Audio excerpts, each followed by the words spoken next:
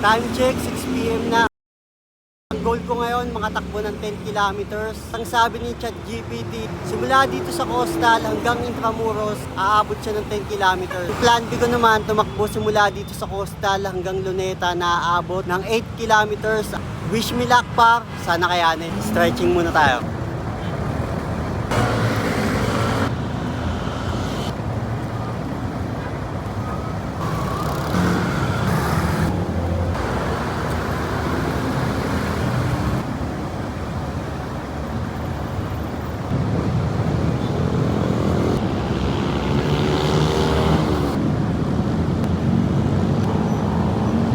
Let's go! Start na tayo pa. 1 kilometer. 2 km. Dito na ako sa Double Dragon Pasay. 3. Nandito na ako sa 4 km. Malapit na ako sa Star City. Tangan na nakailang hinto ako. Pagod. Nasa 5 kilometer pa lang ako.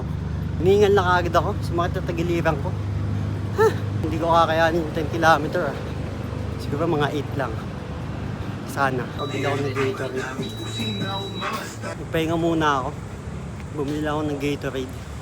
Pahinga lang ako mga 10 minuto bago tumakbo ulit. Tatakondisyon katawan ko dun Pero subukan ko pa din matapos yung 10 kilometer. 5 kilometer na lang Pag hindi matapos siguro mga 8. Sana. Takbo na ako ulit. 5 kilometer. On the way sa Luneta. 3 kilometers pa papuntang Luneta. Alam kung tatakbuhin ko pa, maglalakad na lang ako.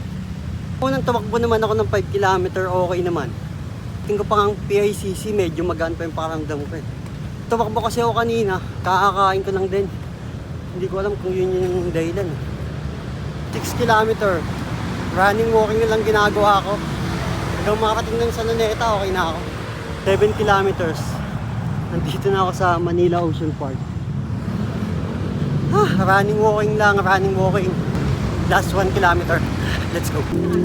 May tubig po kayo? Magkano po yung tubig? Pabili nga po isa. Thank you po. Magkano tahuya? 20 kayo. Meron. 20 lang. Tulan tayo pa.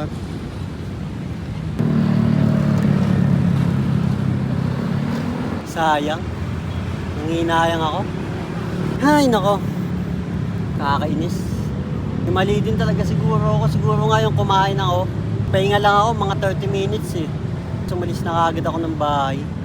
Ay, nako. Ganun talaga. Bawi na lang next time. Taho na lang muna tayo, taho pa. Papahinga na lang muna ako dito. Tapos maya-maya uwi na din. Dito ako sa Luneta.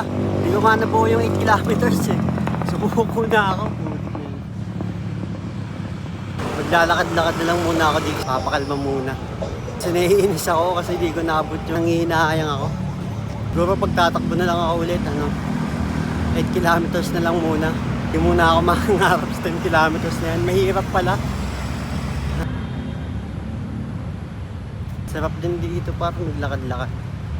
Napapakalma din yung isip. Tapos nawawala din yung pagod pag galing ka sa takbo.